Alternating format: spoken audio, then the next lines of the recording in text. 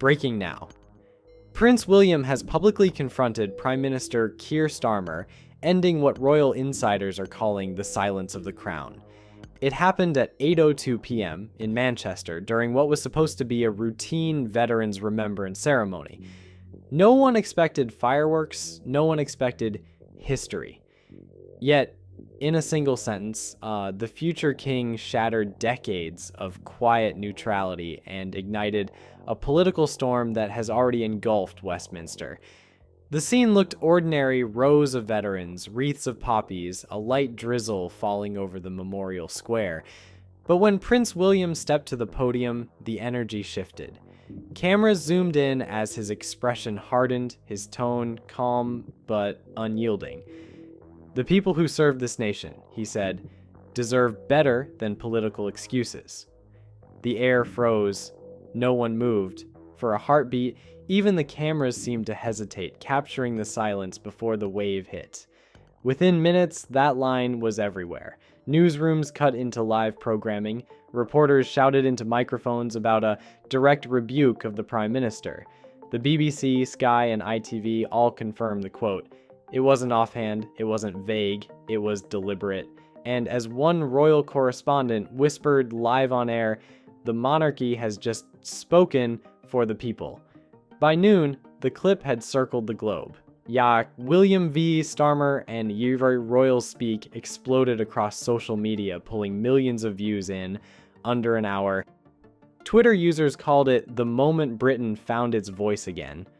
One viral comment read, "When Parliament forgets its duty, the palace remembers."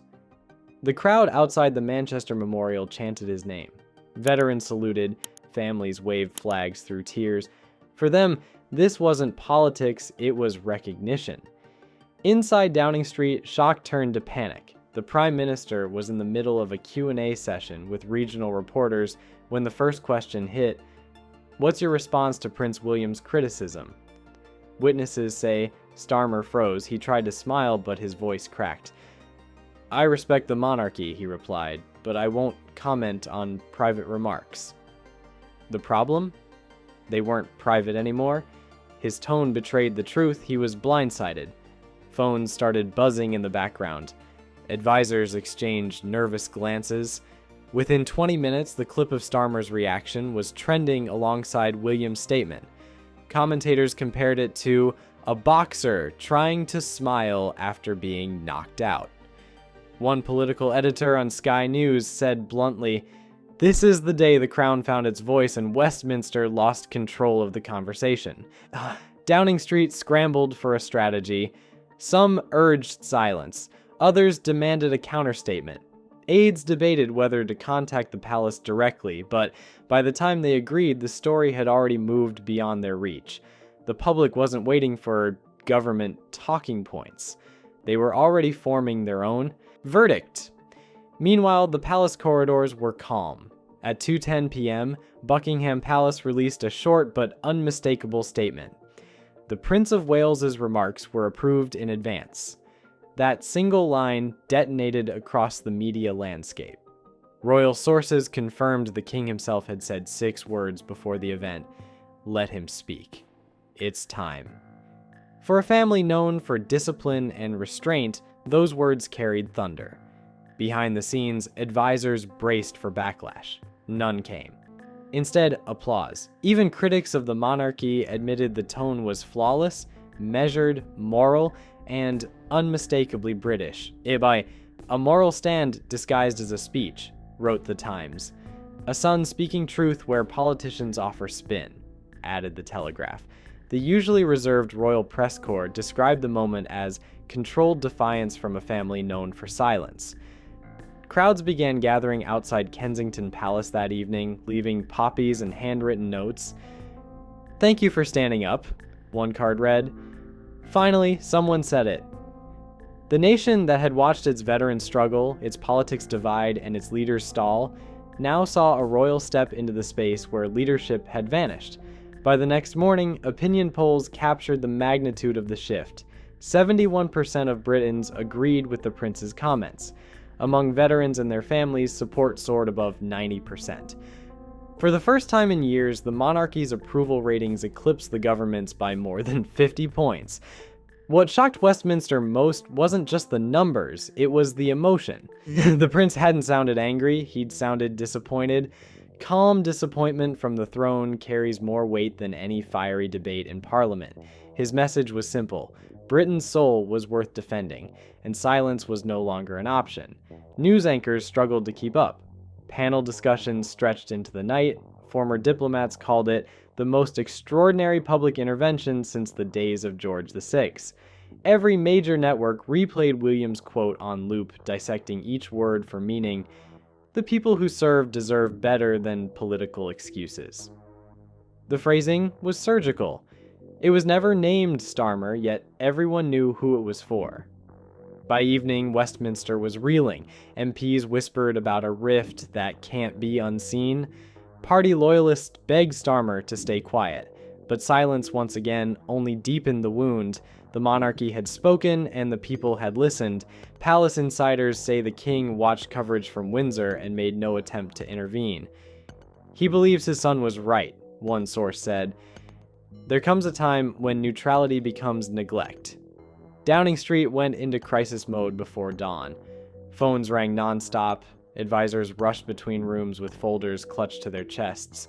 Emergency calls connected number 10 to Buckingham Palace, but the tone was icy. What began as a quiet panic turned into shouting behind closed doors. Keir Starmer's inner circle tried to control the message, but there was no message left to control. Every headline, every broadcast, every trending post was about one thing. Prince William had spoken and the country had chosen its side. At 9 a.m., Starmer finally broke his silence. Standing outside his residence, he told reporters that the prince's remarks were well-intentioned but poorly timed. The phrase landed like a hammer on glass. Within minutes, headlines read, "Starmer calls William's speech poorly timed." Analysts called it political suicide. Commentators reminded viewers that you don't lecture the future king while your approval ratings collapse. Even Labour loyalists grimaced on live television. Inside Parliament, younger MPs muttered the same warning in hushed voices, "We're fighting the wrong people." They'd seen the footage, the flags, the cheers. The crowd didn't look like extremists. It looked like Britain, veterans, nurses, shopkeepers, teachers, people who'd lost faith in politics but still believed in principle. The backlash was instant. Veteran charities released a joint letter defending the prince's comments, calling them an overdue acknowledgement of sacrifice ignored by successive governments. Church leaders weighed in too. The Archbishop of Canterbury posted a short message on social media, "Duty and service must never be forgotten." Within minutes, the post had 1 million shares. Reform UK capitalized immediately. At a rally in Birmingham, Nigel Farage declared, "When the Crown speaks for veterans, it speaks for Britain." The crowd erupted. Pollsters later called the moment a shift in political gravity. Analysts agreed these were the worst optics for a prime minister since the 1990s. In one weekend, Starmer went from confident leader to cornered politician.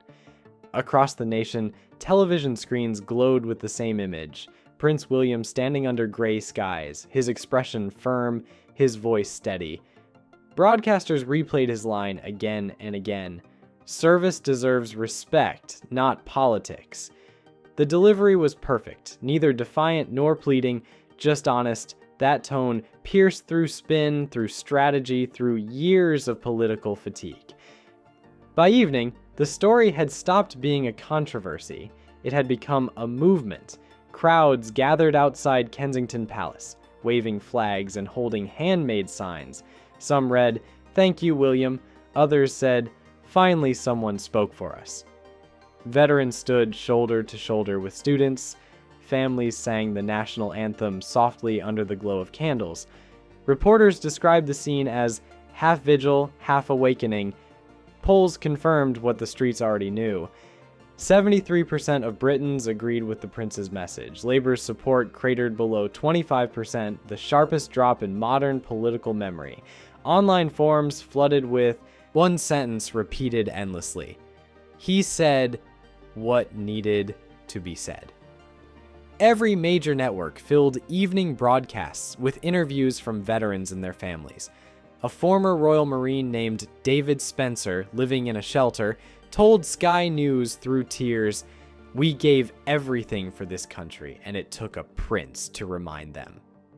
Another woman, the widow of a police officer, said simply, "It wasn't politics, it was truth."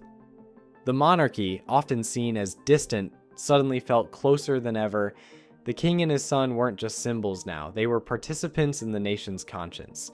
For the first time in decades, the royal family felt like the moral heartbeat of Britain. By Sunday morning, the message was everywhere. The crown speaks, the country listens. That was the front page of every major paper. Even outlets known for loyalty to Labour turned on the government. One editorial read, "When your people cheer a prince over their prime minister, something has gone very wrong." Inside Westminster, silence reigned. Aides described the mood as paralysis. Starmer canceled public appearances. Cabinet ministers avoided the press. Leaks from inside the Labour Party revealed frantic discussions about containment and survival. Several senior MPs reportedly warned that another day of silence could end the government. Meanwhile, palace officials kept calm. No new statements, no denials, no corrections. The royal household simply waited. Their restraint made the contrast even sharper. Where the government fumbled for words, the monarchy stood silent, untouched, confident, untarnished. Political historians began calling it a turning point. Some compared it to the abdication crisis of 1936. Others called it a modern rebalancing of power. The monarchy had not seized control. It had reminded the nation who it truly trusted. Across Britain, people felt that shift. The monarchy no longer seemed ceremonial. It felt necessary. "When politicians forget duty," one man said outside Buckingham Palace, "the royals remember it." That sentiment echoed across cities, pubs, and family dinners. By the afternoon, international headlines followed suit. CNN, "The royals break tradition and Britain cheers." Le Monde, "Crown defies government, wins the public." The story had outgrown politics. It had become moral theater on a global stage. Back in London, the palace gates glittered with flowers and flags. Tourists mingled with locals, but the atmosphere wasn't festive, it was reverent. There was a sense that something old had stirred again, a pride long buried under bureaucracy and headlines. At 8 p.m., news anchors summed it up in one sentence. A nation has remembered what its symbols stand for. And so the week ended, not with outrage, but with awakening. The king remained silent. The prince stayed out of sight, and Westminster braced for what came next. Britain, meanwhile, stood still, watching, waiting, remembering. The political noise had faded, replaced by something far heavier, a sense of reckoning. The narration slowed, reflective, prophetic. "When power forgets purpose," the voice said, "duty speaks louder, and now that the crown has spoken, nothing will sound the same again." A brief pause.